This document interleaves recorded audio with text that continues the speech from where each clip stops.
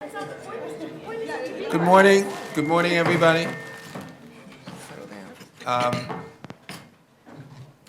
We have a couple of commissioners who are stuck on the FDR Drive where I think there was a terrible accident this morning, so. But we do have a quorum, and so, Madam Secretary, please begin. Good morning. This is the City Planning Commission public meeting held in Spector Hall, 22 Reade Street. Today is Wednesday, October 21st, 2015. As a courtesy during the proceedings, we ask that you please turn off all cell phones and beepers. All speakers should fill out a speaker's card at the desk outside of Spector Hall. In addition, we ask that those providing testimony please identify yourself, limit your remarks to 3 minutes, and speak clearly into the microphone. I will now call the roll. Chairman Weisbrod. Here. Vice Chairman Knuckles. Commissioner Besser. Here. Commissioner Cantor. Commissioner Cerullo. Here. Commissioner Delaus. Commissioner Dweck. Commissioner Edie. Commissioner Efron. Here. Commissioner Levin. Here. Commissioner Marin. Commissioner Ortiz. Here. A quorum is present. The first item is the approval of the minutes of the regular meeting of Wednesday, October 7th, 2015. On the minutes, may I have a motion to approve? Second? All in favor? Aye. Any opposed? Any abstentions? The minutes are approved. The next part of the calendar is the report section on page 1. Borough of Manhattan, calendar number 1, CD4, C150309ZSM, in the matter of an application for the grant of a special permit concerning 530 West 28th Street parking garage. For a favorable report on calendar number 1, Chairman Weisbrod. Yes. Vice Chairman Knuckles. Commissioner Besser. Yes. Commissioner Cantor. Commissioner Cerullo. Commissioner Delaus. I just want to say that I appreciated the conversation we had during the hearing, and that, I am uncomfortable with the 1-to-1 parking ratio to units in this development, given the city's overall policy around trying to encourage mass transit and trends that have shown that car utilization has gone down. That being said, I understand that this particular project meets the findings, and I vote yes. Commissioner Dweck. Yes. Commissioner Edie. Yes. Commissioner Efron. Yes, and I'd like to associate myself with Commissioner Delauz's remarks. Okay. Commissioner Levin. Me too, yes. Okay. Commissioner Ortiz. I'd also like to say I have some questions about the methodology which would allow us to achieve a 1-to-1 parking ratio at the site. And I do hope that moving forward we can examine this issue more fully. And based on that concern, I'd actually like to abstain from this vote. Okay. A favorable report has been adopted on calendar number 1. Borough of Brooklyn, calendar number 2, CD9, N150368ZAK, in the matter of an application for the grant of an authorization concerning 31 Lincoln Road Fresh Food Store. For adoption on calendar number 2, Chairman Weisbrod. Yes. Commissioner Besser. Yes. Commissioner Cantor. Commissioner Cerullo. Yes. Commissioner Delaus. Yes. Commissioner Dweck. Yes. Commissioner Edie. Yes. Commissioner Efron. Yes. Commissioner Levin. Yes. Commissioner Marin. Sorry. Commissioner Ortiz. Yes. Calendar number 2 has been adopted. Borough of Staten Island, calendar number 3, CD3, N130392, RCR, in the matter of an application for the grant of a certification concerning 25 and 45 Dominic Lane, 40 Joanne Court, and 105 Discala Lane. For adoption on calendar number 3, Chairman Weisbrod. Yes. Commissioner Besser. Yes. Commissioner Cantor. Commissioner Cerullo. Yes. Commissioner Delaus. Yes. Commissioner Dweck. Yes. Commissioner Edie. Yes. Commissioner Efron. Yes. Commissioner Levin. Yes. Commissioner Ortiz. Yes. Calendar number 3 has been adopted. The next part of the calendar is the public hearing section on page 3.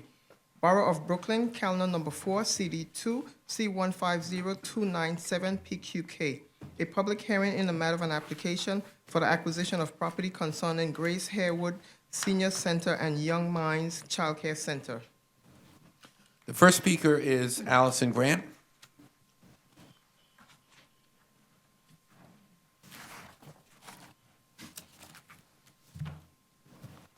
From the Administration of Children's Services.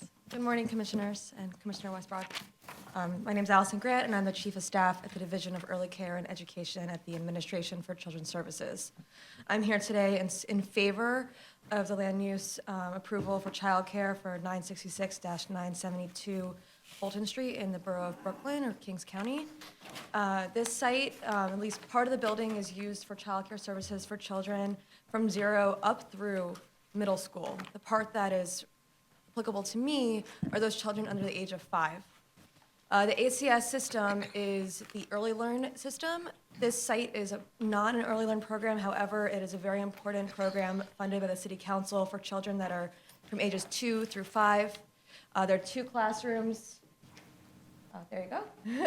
2 classrooms, 1 classroom for 2-year-old children, 1 classroom for 3-year-old children, and 1 classroom that is directly contracted with the Department of Education for UPK or pre-K for all services. They're currently serving, all their classrooms are full, they're serving children. This program is affiliated with CUNY PDI's Quality Stars program, so we are satisfied that they're being monitored and are providing quality services to those most vulnerable families in need of care, both so the children can learn and so the parents can work. I'm happy to take any questions. Questions for Ms. Grant? Commissioner. Ms. Levin?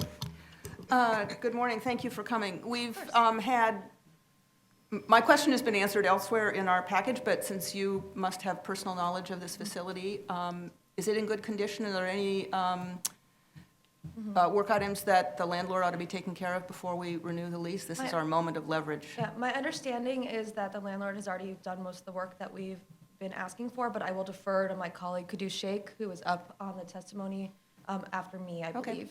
Thank you. Any other questions for Ms. Grant? Ms. Deleuze? This is obviously a very hot retail corridor that's going through a lot of change, and this is a very needed program. I'm just wondering, do you have information yet about what ACS's long-term hopes are for services in this community? So as my boss, Deputy Commissioner Lorelei Vargas, reported to many of you back in April, I believe it was, she testified along with Deputy Commissioner Gibson regarding the fact that we are currently reviewing our entire city lease portfolio. We have a needs assessment that's in final draft form right now. It does show a pocket of poverty in this area, obviously, as you all are very aware. But the final version won't be out for probably till next month sometime. At that point, we'll make sure to share that with the City Planning Commission. Thank you. Thank you. Any other questions? Thank you very much, Ms. Grant. The next speaker is Lee Boyes from the Department for the Aging. Ms. Boyes. Good morning. Good morning. I'm Lee Boyes from the Department for the Aging. I'm the Director of Facilities Management. The Department for the Aging enthusiastically supports this renewal. We have been at the site since 1973.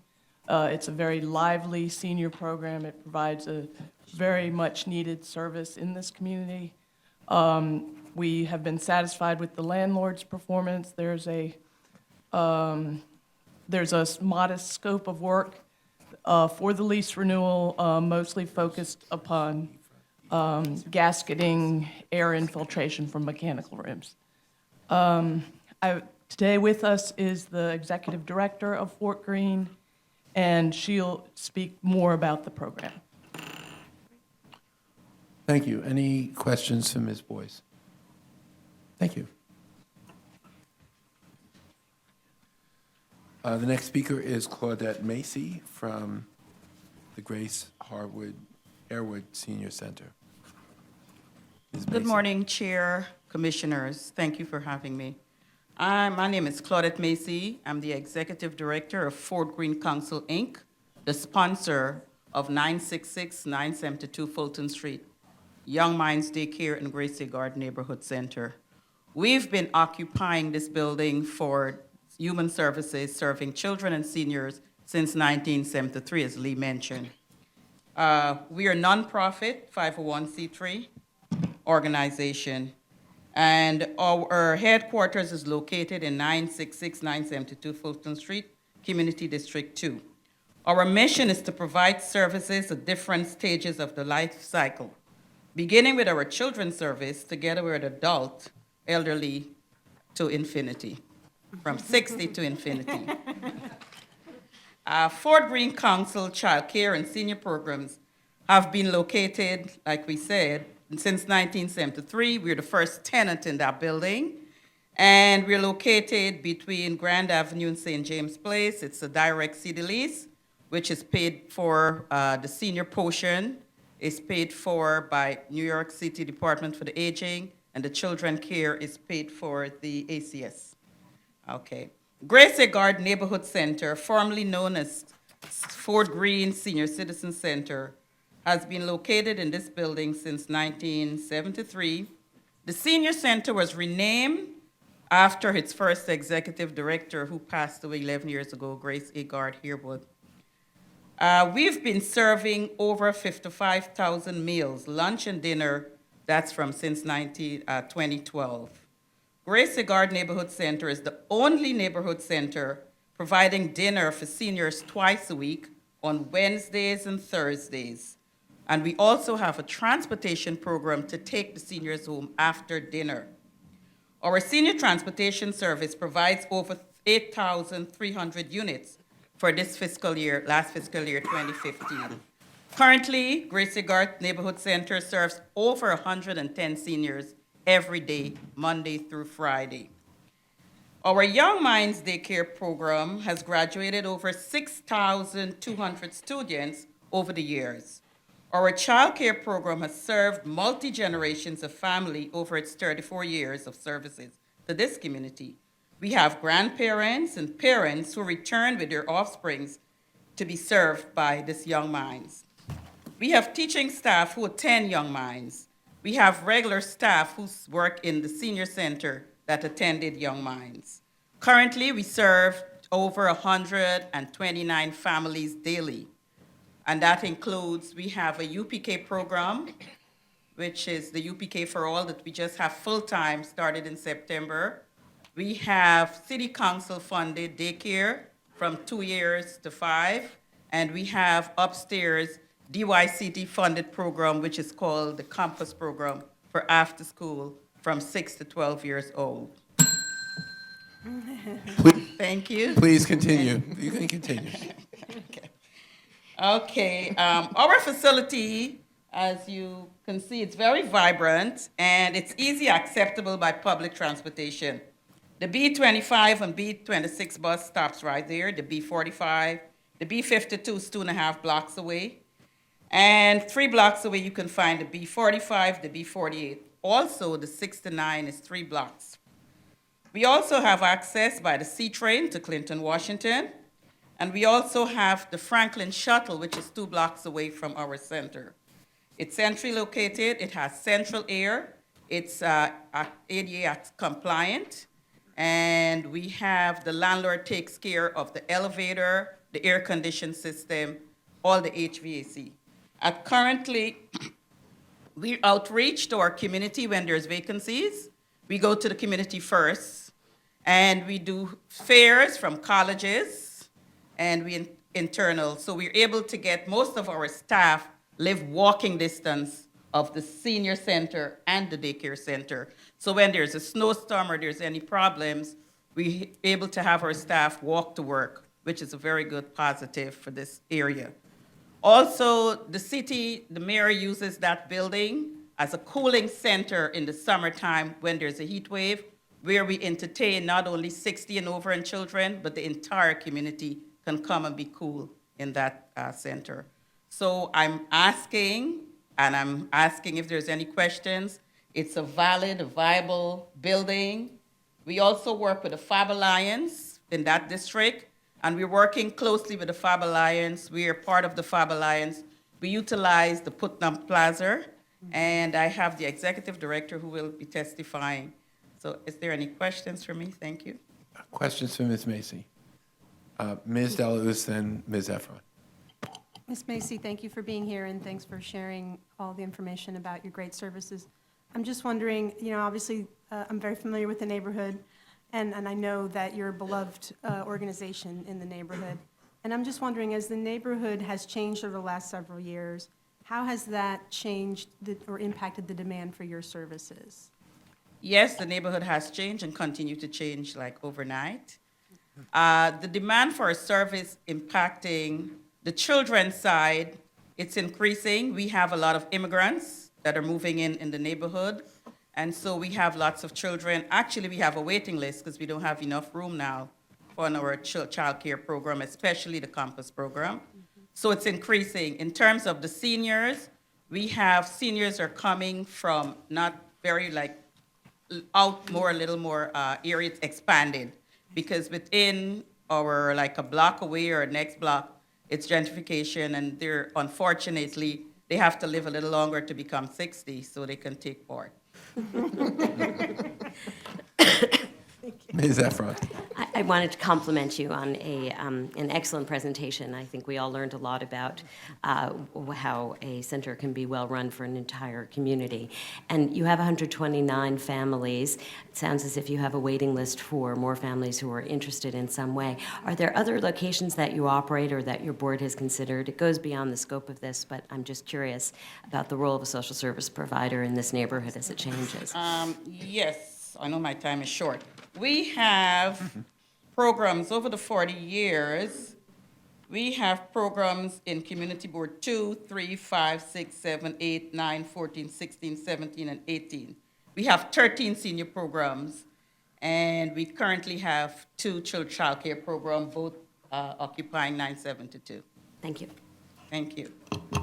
Question? Yes, Ms. Macy, the last time this was before us, there was, which was a couple of decades ago, there were concerns about repairs, there were concerns about upkeep of the facility, and I believe actually your organization actually stepped in and made repairs that had to be reimbursed by the landlord.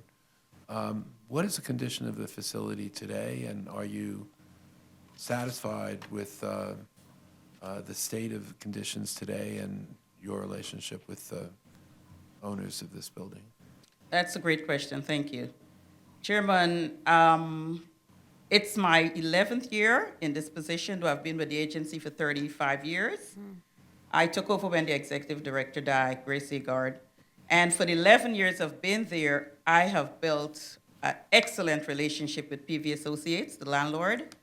I even have a direct cell number to one of the partners, James Argento, and he has been extremely supportive.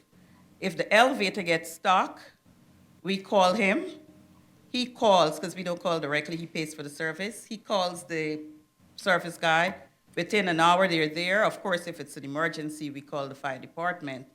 He has been taking care of the building, and he's at least on site once a month. For the past 8 months since this has started, or a year, he's been on site like twice a week with different electricians, building department, fire department, and anything that we ask him to do, we just call him, and he's willing. So I'm very, very pleased.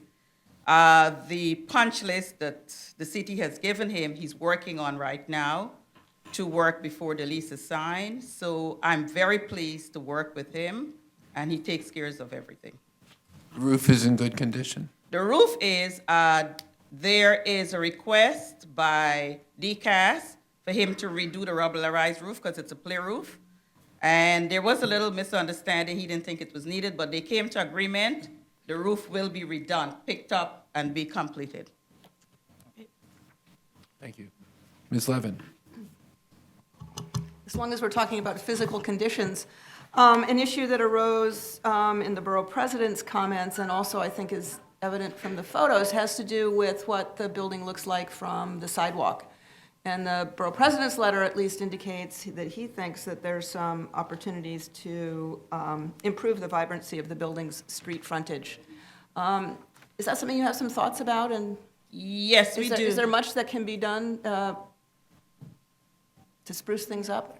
Yes, we will, and we're working closely with Fab Alliance, and the executive director will talk about that, but yes, we do. And right now, we do have 2 trees planted, in front of buildings. You can't see it. That must have been an old picture. Yeah, it must have been winter, too. And we have a bench that's user-friendly right in front for the seniors. The Putnam Triangle, I'll refer to the executive director. It's a very vibrant place which we use together, and I'll let him speak on what we're doing, what we plan to do on that. But we're working very, very closely with Mr. Kellogg on that. Okay, but as far as changes to the building itself, is there anything that could be done to make it look a little more Yeah, friendly? we have an idea of doing a green, planting green stuff Okay, on the side. okay. Okay, we're gonna be creative. Thank you and good luck. Thank Sounds you. like you've figured out how to be creative and determined and dogged, and Yes, we will. that's what it takes. Thanks. Any other questions for Ms. Macy? Thank you very much. Thank you. The next speakers are for questions only from the commissioners, Dale Lazarson from DCAS and Monica Rich from DCAS. Maybe we can hold you till the end and see if there are questions after other speakers speak. Okay. The next speaker is Phillip Kellogg from the aforementioned Fab Alliance. How do you do, Mr. Kellogg? Good morning. Good morning, Commissioners and Chair Rice-Wad. I am glad to be here, and thank you very much. I am Phillip Kellogg, Executive Director of the Fulton Area Business Alliance, the Business Improvement District on Fulton Street. And yes, we work very closely with Ms. Macy and her team, and we do urge the Planning Commission to support this action. This is a vital institution that needs to be in this community and stay in the community. The services provided are crucial for the area's seniors and the young children, and Fulton Street is more vibrant, activated, and diverse thanks to their presence. The seniors are daily users of the Putnam Triangle Plaza, which is an improvement right across the street, and their input helped shape the current plaza with its benches that have backs, a very specific request from the seniors, umbrellas for shade, and the bus shelter that they requested.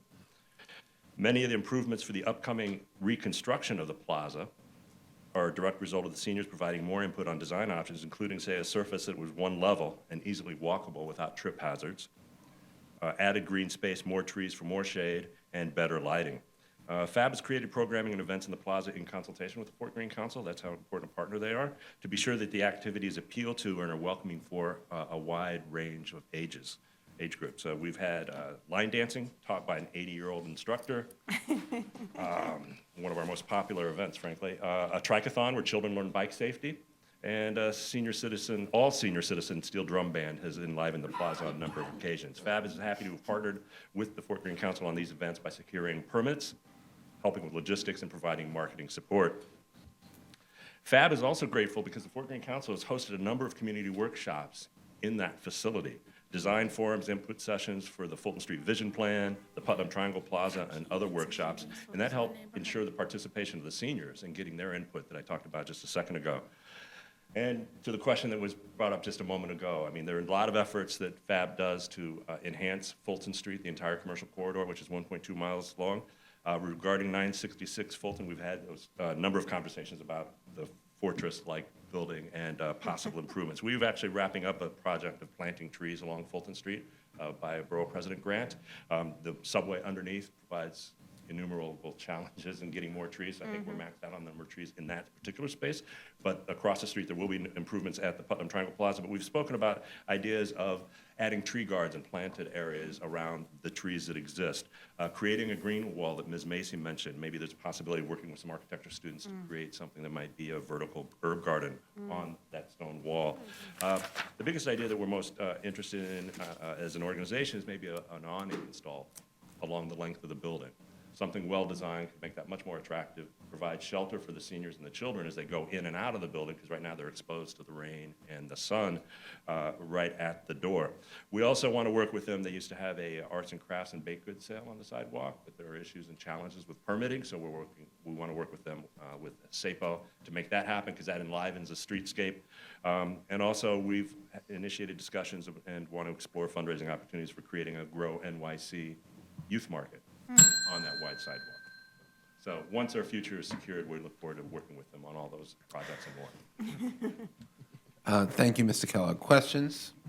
That's great. Ms. Ortiz? Hi, good morning.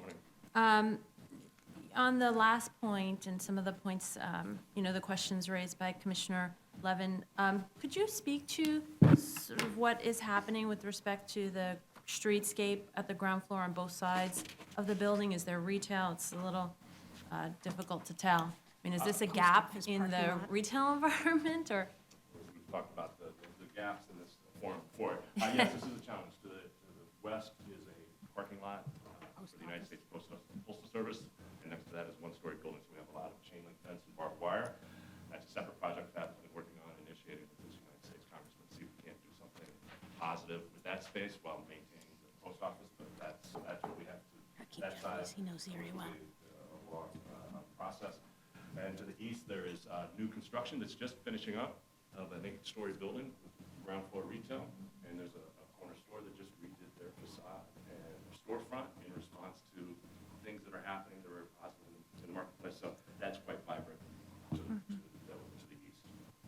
And with respect to, I'm trying to see sort of what the lighting conditions are. In the evening in particular, to walk down a street and to have it be dark, could be an issue. I'm not sure if that's an issue here, but potentially lighting of the signs, for instance, or some sort of lighting that might activate and make this spot feel a little safer. I think so. I think that could be part of the awning design, the whole look of the storefront. Part of the idea of the awning, if it could happen and get funded, is it could also help communicate what's happening inside this building. Absolutely. And help promote the services, and lighting should be part of that conversation. And the lack of transparency, I think, is the biggest issue. That's might be That's a much more expensive. a Yeah. bigger job. So, Yeah, but the doors themselves, but yeah, we'll leave that for another time. Thank you. Any other questions for Mr. Kellogg? Thanks for being here. Thank you Thank very you. much. Thank you. The next speaker is Reade Street from the Administration of Children's Services. Good morning. Good morning. Good morning, Commissioner. I'm not here to speak, but I'm here to answer any questions that you may have regarding the building. You heard the testimony from Ms. Macy's regarding the condition of the building. From administration of for children services perspective, the building is in good condition. All of the systems are in good working order. We have worked with the previous landlord who actually laid the bricks for this building. He was a mason. And we are working with his nephew, and he's quite proactive in addressing our needs. We have inspected the building. We identified a few deficiencies, and that are included in the lease agreement itself, which the landlord has agreed to do that work. And my colleagues from DCAS will go into that in more detail if you would like. And so if you have any questions regarding the building, I'll be more than happy to answer. Ms. Deleuze. Again, this may be for you, or it may be for some of the colleagues that are in the audience. Just kind of following up on this, the awning idea, the lighting and the signage.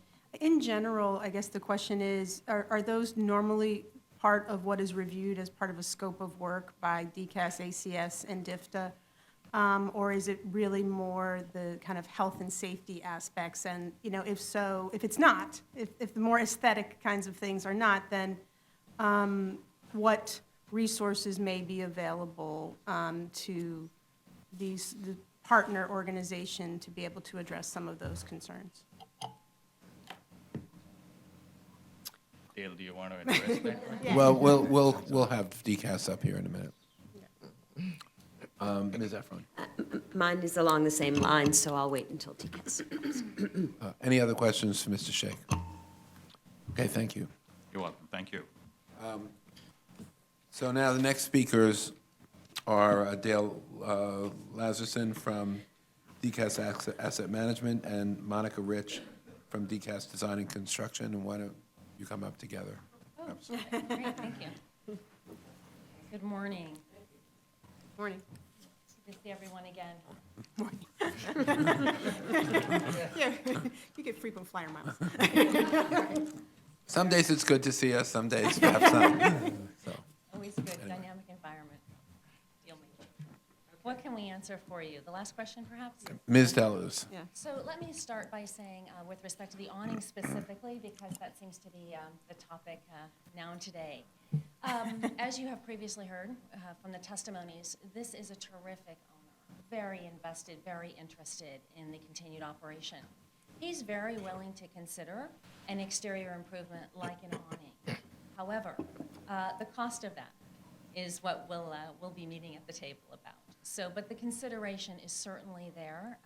He has been very supportive of the daycare center as well as the senior center, and anything with respect to providing life safety, perhaps better lighting, things that would enhance and support the activities, he certainly is agreeable to have dialogue about. So we will be continuing that dialogue. Also then, of course, there's a construction component to that, so that may or may not entail some of the Department of Transportation involvement or Department of Parks and Recreation, for example, when it hits the streetscape. But the awning is under dialogue. Yes. With respect to the needs, wishes, wants, desires, interior and exterior, whether it's life safety, cosmetic and aesthetic, new improvements to support the activities, our processes with the agency, with agencies, is that we receive, we certainly, and Monica will speak toward this, DCAS certainly does the due diligence on life safety matters, absolutely. And now we're also looking at energy efficient matters as well. With respect to the needs and wishes and wants, we partner with the agencies. We sit down, we hear, what would you like? What are you thinking? What's the input? You're the ones occupying the space. And then that is how a list is developed. Those two things combined. And then we sit down with the owner and we discuss what's plausible, not only physically, but also financially. Ms. Efron, then Ms. Ortiz. Thank you. That is very helpful. I do have a question about, particularly on a shorter term lease, which this will be by the time it's resolved. Hopefully not. Well, Hopefully not. But there are things, at least under contemplation, that require several other agency approvals. What's the role of DCAS after the lease is signed? Do you manage the process in any way, shape, or form, or do you? How do we, as a commission, feel satisfied that the resources of the city are working to expedite whatever an agency is doing after a lease has happened, particularly around permits and other things? Yeah, so that's a great question. So first and foremost, whatever goes into the lease as potentially a condition, not necessarily, I wanted to clarify someone's previous statement, not necessarily as a condition to the execution of the lease, but more to the commencement of a term which could be tied to other factors, rent increases and things like that. Whatever goes into the lease will typically have a very definitive time frame to be performed. Right? So that is subject to matters of force majeure, of course, including weather, building permits, et cetera. So that then becomes a lease enforcement issue. And I think in this particular situation, because we have such a great relationship with this owner, we have not experienced and we don't expect to experience any challenges that things would not be completed in a timely manner. With respect to things that are not in the lease, but that are wishes and wants and recommendations, yes, DCAS with the agency is in a position to follow up on these things, primarily because these things, if they are requested by the agencies to support the activities of the center, the agencies want to follow up, so they will do it. DCAS can assist the agencies in dialogue with other city bodies like DOT and Department of Parks and Recreation. But accordingly, we don't necessarily have any governance over those agencies, but we certainly can facilitate the dialogue on behalf of the Department for the Aging and for the Administration for Children's Services. So the timeline for that, again, it depends on that dialogue with those government agencies. Thanks. Ms. Ortiz. Oh, good morning. A question about your sort of policies with respect to sort of the physical the building itself. You know, the exterior really belies what's vibrant and exciting and happening inside this building. And I wondered, you know, what degree is that a result of regulations or rules and design guidelines that, I don't know, maybe address issues of safety or, you know, because I'm thinking there, you know, doors, more transparent doors are an option, but is that, you know, within your rules and regulations, there's something that would prevent those things from happening? So that's a good question as well. With respect to matters of life safety, anything, these buildings, many of them in this particular style, were built, you know, 20, 30, 40 years ago, right?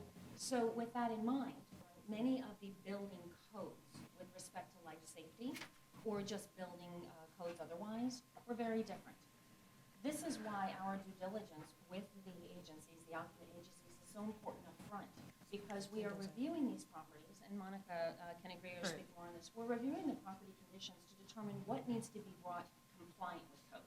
So the baseline will always be compliance with code. Now, ADA is a big, yes, and codes have changed dramatically. Yes, now ADA is a big issue, of course, because the financial implication of major modifications that could cause ADA issues is a little more challenging. This particular building has ADA accessibility, so we're lucky. But in any event, so with respect to things like lighting and, you know, glass doors, et cetera, if they fall into that change of code, compliance with laws, they will certainly be captured. However, if they become more subjective, a need, a desire, or want, not even, but a desire or a want, then the dialogue with the agency will take place. Is what is the pro and con of that, and can it happen? So I think there may have been quite a while ago, and perhaps even today, some concern about daycare centers that have ground floor presence with respect to window lines, right? Benches in front, you know, people hanging out the daycare center. In this particular situation, again, we're very fortunate. The daycare center is on the upper floors. On the ground floor, the opportunity to bring more light into the space for the senior center is certainly a desire. Whether or not it can be done, whether or not it's financially feasible is another matter. It is not currently on the list of requirements in this lease, but it is certainly available to us to have dialogue with the owner. Understood, absolutely. I guess Lighting is what you're saying is that there's nothing that prevents more transparency here, except for, you know, these are not compliance issues. They're, you know, more of a wish list. There shouldn't be anything that prevents it, again, unless it affects the exterior of the building in a way that would affect The structure, I imagine. you know, that may affect a law, a regulation, or a governing agency's concerns, like a DOT or Department of Transportation concerns. The commercial tenant would be responsible. The director from council spoke very articulately about this, the fact that you may want more trees. If you have a subway line going underneath, you can't just dig and stick a tree, right? So that's a very good example of where there may be something that does prohibit it. But in general, dialogue can occur, and barring anything that would be a code, law, ordinance, you know, or a public objection, then it just comes down to the code firms and financial mechanism. Okay. Thank you. Well, along those lines, as I understand it, this is, the city of New York is the sole lessee. Correct. So, and this presumably is not a net lease, it's just a lease, right? Well, there is the definition of net, Chairman Weisberg. Indeed, it's not, let's put it this way, it's not a triple net It lease. is not a triple net lease, no. And, this structure will be both parties participating in specific categories of repair and maintenance, not only the swinging of the hammer, if you will, but also the dollar. So who's responsible for what comes in two categories? It's who's responsible for it financially and who's responsible for it performance-wise, physically, yeah. So Right, both so, parties. so this is, again, as I understand it, proposed 10-year lease, is that right? So in effect, once DCAS has an exquisite sense of the market and what is a fair rent to the owner under the circumstances. The physical elements, both on the outside of the building and the inside of the building, within reason, can pretty much be dictated by the city, as long as, if the city is prepared to pay for it. Is that correct? Yes and no. We can certainly request things, but we are not the owner. So an owner's willingness to allow modifications to its asset is, at the end of the day, the owner's decision. Now, that said, again, this particular relationship is very positive and seems to be very supportive. And the bottom line is that we're operating very specific functions in this building. Right. So to the extent we're not asking for something that would be outside the realm of reasonableness that could support these operations, we can't. We just don't anticipate any kind of push. Right, and as my, at least the kinds of issues that my colleagues have raised are not the kind of issues that presumably an owner would find objectionable, given they're not going to permanently transform the building and make it unusable by a subsequent tenant or That's correct. create None problems. of these things would cause an encumbrance on this property that would Right. put the owner in an adverse position with its asset rating. Right, so just to be clear, I guess for DCAS, certainly in this context, the elements that you have to juggle are, one, what is are reasonable requests from your client, in this case, the agencies. Two, what DCAS itself can be doing to enhance the neighborhood and make this a facility that, from the outside, that will further the aesthetics and improve the aesthetics of the surrounding community. And three, under those circumstances, what is an appropriate amount of funds for the city to be spending for this particular use in this particular place. So yes to number one. Number 2 and 3, I wouldn't say that DCAS is driving that. Let's go to number 2. DCAS can certainly facilitate dialogue between the agencies and the owner with the community and relevant other agencies if we would like exterior things done to the building. DCAS can facilitate that dialogue. Where the funding comes, which is also number 3 now, it may come directly from the actual occupant agency. In this case, I don't believe that funding would come directly from DCAS. We are not the beneficiary of the occupancy, the agencies are, so there's a capital program and an expense program with each of the agencies that has review and improvements. It may sometimes fall outside of DCAS in a lease and go just directly to the occupant agency for funding. Right, but it's ultimately a city expense. I mean, it's, Ultimate, everything rolls up, absolutely, Right. ultimately, yeah.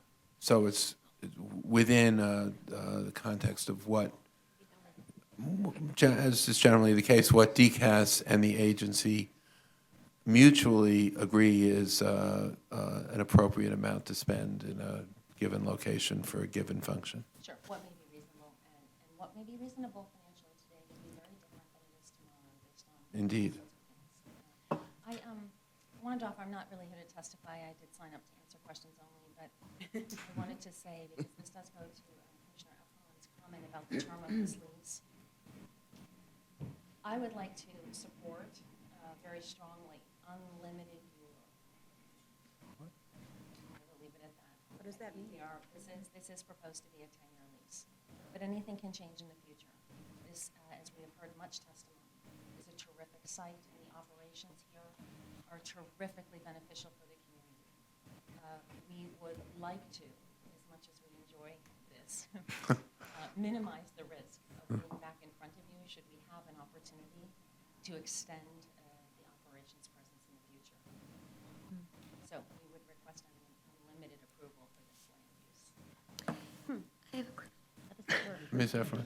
Well, of course, you can control your own destiny by having a longer lease, but, I have a question, maybe it's, Yeah, I'm go not ahead. sure if it's for you, Ms. Efron. Chairman, but taking the bait on that question, where do options to renew fall within a ULURP process for a situation such as this? Yeah, so that's a great question. So, as you know, the ULURP process is about the land use. It's really not about the term of the lease. In fact, it's not even about the opportunity to purchase a property. It really is about the land use. And I do believe, neophyte as I still am with the city, I do believe that the ULURP process identifies the acquisition of this particular land for the stated uses. And the word acquisition may be used for a lease or for a purchase. The land use process is not typically tied to the specific lease terms. Now, in the past couple of months, or maybe the year I've been here, there's been a lot of dialogue about that. But technicality, you're the experts more than I, but the technicality is that it wouldn't be about the term of the lease. It really is about the use of the land. Can I just follow well, up? in fact, it is about what the ULURP, our jurisdiction in this case is for the acquisition by the city of real property. You are acquiring this for a period of time. If you had applied for a longer period of time, you would have had a longer period. We do approve land use actions that are sales. We approve leases that are 99 years. We approve leases that are 20 years. We approve leases of a variety of lengths, but what we're approving is the city's interest in a piece of property for a period of time. It's up to the applicant, in this case DCAS, to determine what that period of time should be. Yes, I'm sorry, my apologies, I stand corrected. If we specifically have stated a term, then that is what we're requesting. Yeah, my apologies if that in fact was stated. So I was making my colleagues going forward. Okay. Mr. Cantor. To be followed up on. Until the colloquy between the chair and Ms. Lasserson occurred, it seems to me we've been focusing on the building exterior. And what I haven't been hearing, or hearing between the lines, is your ideas for improving the looks of the building are very interesting. From a practical point of view, we have a fully serviced, fully functioning facility. We're looking for some improvements that have a functional improvement. And at the end of the day, it's going to be very difficult to assign funds to aesthetics because there's a whole lot of other buildings around that need work, that is functional work. So while I agree with my colleagues that I would hardly applaud the appearance of that building today, if it were coming to us, perhaps if we get it landmarked, everyone will be happy. But absent that, I would really, I think I understand why you are reluctant to proceed too far along the aesthetic lines. Is that fair? You know, I don't know that we're reluctant to. As I mentioned, we're very open to the dialogue. In fact, we want it. You know, the agencies have stated that they have an interest in being here a long time, and the ergonomic of the aesthetic with the community's growth and its dynamic redevelopment nature would certainly be beneficial. We're not reluctant. No, let me be very clear. We're not reluctant. What it is let's open up that dialogue through the appropriate channels, whether it's with the agencies directly through their capital or their own expense money, or whether it's potentially with the landlord, and there could be restructures and leases if the landlord is given an incentive to help participate in funding. You know, the dialogue certainly can occur. There is interest to have that dialogue, and there would be no reason that we would not participate in facilitating that dialogue. Okay. Thank you. Not at this time. And any other questions?